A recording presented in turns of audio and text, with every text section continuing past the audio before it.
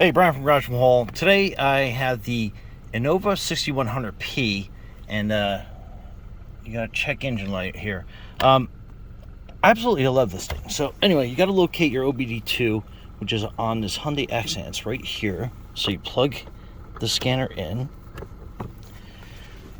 and then let me get the right angle because I had so much trouble with the glare on this before. Okay, there we go. So once it's hooked up, it's going to start looking for whatever errors you have. And like I said, we have a check engine light on here, and this has a bunch of things going on with it. So it's got a knock sensor, 1 circuit range.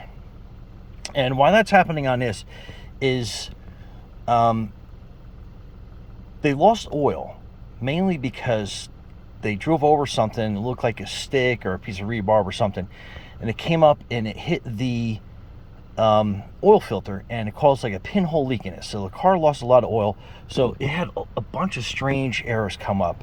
And I'm not saying this is the only reason, but anyway, let me just show you what the scanner is. So it's an Innova 61p, and so that's the one error. And then it's basically just kind of like scroll through, and you can see everything that's going on with this. So you have the evaporative emission systems, small leak, intake crank, shaft position timing drive, advance, exhaust camshaft position timing. Ooh, tongue tied today.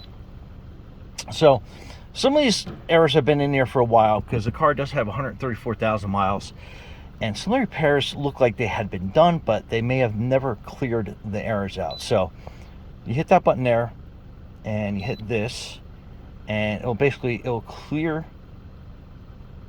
Oh, and so it tells you what to do. So basically, you can't have the engine running. So just turn it back, and we're going to turn it into the ignition on system. And let's try that again. So, okay, so it says erase was successful. So let's start the car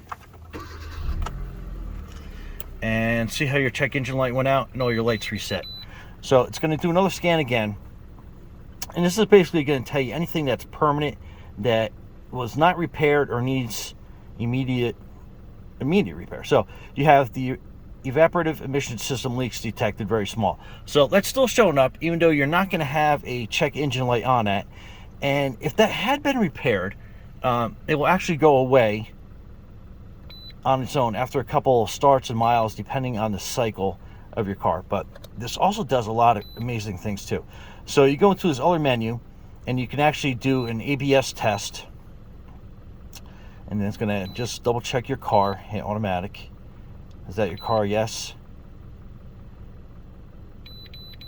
So it checks your ABS system. Nothing on the dash, so that's good. So that's cleared. There's no issues anyway. So we're going to go back in, and then this is your airbag.